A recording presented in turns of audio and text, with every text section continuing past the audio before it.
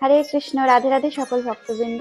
আজকে আমরা জেনে নেব হুগলির তারকেশ্বর মন্দিরের অজানা কাহিনী সম্বন্ধে। তো চলুন শুরু করা যাক।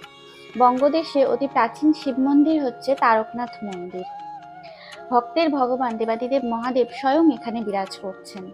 হুগলির তারকেশ্বরে বাবা তারকনাথ বিরাজ করছেন রজ ও তম গুণাশ্রিত হয়ে। এখানে মহেশ্বর শিব মানুষের সকল মনস্কামনা পূর্ণ করেন। তাই তো দূর দূরান্ত থেকে এখানে মানুষের আনাগোনা লেগেই থাকে। বিশেষ করে এই শ্রাবণ মাসের প্রত্যেক দিন, শিবরাত্রি, চৈত্র সংক্রান্তি এবং প্রত্যেক সোমবার লক্ষাধিক ভক্তপ্রাণ মানুষের উপস্থিতি লক্ষ্য করা যায় এই তারকেশ্বর মন্দিরে। কি এমন রয়েছে এই প্রাচীন শিব মন্দিরে, চলুন জেনে নিই। জানা যায় 1729 সালে নির্মিত এই তারকনাথ মন্দির একটি আটচালা মন্দির। মন্দিরের সামনেই রয়েছে একটি নাট মন্দির। মন্দিরের সন্নিকটেই রয়েছে বর্তমান কালী ও লক্ষ্মীনারায়ণ মন্দির। মন্দিরের উত্তর দিকে একটি পুকুর রয়েছে, যেটাকে দুধ পুকুর বলা হয়। মনে করা হয় এই দুধ পুকুরে ডুব দিয়ে স্নান করলে সকল প্রকার মনস্কামনা পূর্ণ হয়।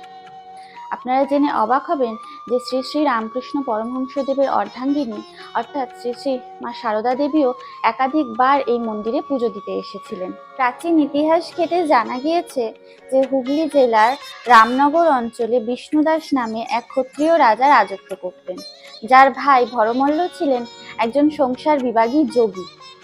বর্তমানে যেখানে তারকেশ্বর মন্দির, সেই অঞ্চলে একসময় ছিল তারপুরের জঙ্গল। রাজা বিষ্ণুদাসের ভাই ভরমল্ল রোজ ফল মূল ও মধু সংগ্রহ করতে বনে যেতেন।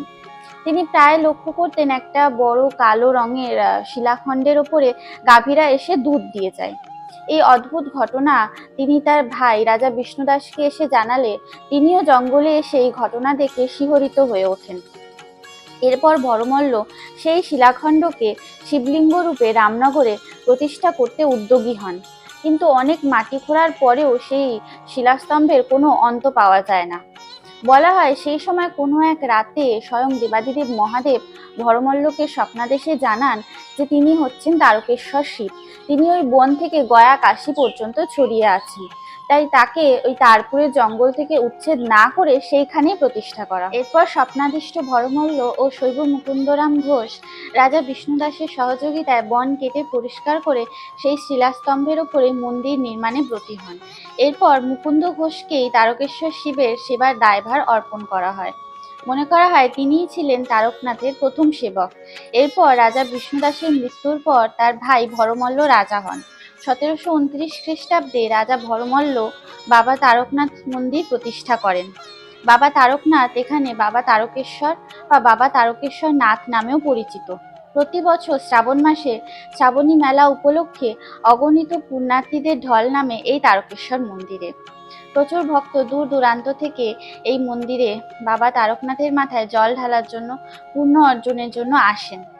এমনকি অত্যাধিক ভক্ত সমাগমের জন্য পূর্ব রেলের পক্ষ থেকেও বাড়তি ট্রেন পরিষেবা চালু করা হয়। তাহলে কেমন লাগলো আজকের ভিডিওটি? কেমন লাগলো বাবা তারকেশ্বরের এই অজানা কাহিনী জেনে? যদি ভালো লেগে থাকে তাহলে ভিডিওটাতে একটা লাইক দিয়ে দিন, চ্যানেলটা সাবস্ক্রাইব করে দেবেন। হরে কৃষ্ণ, রাধে রাধে, হর হর মহাদেব।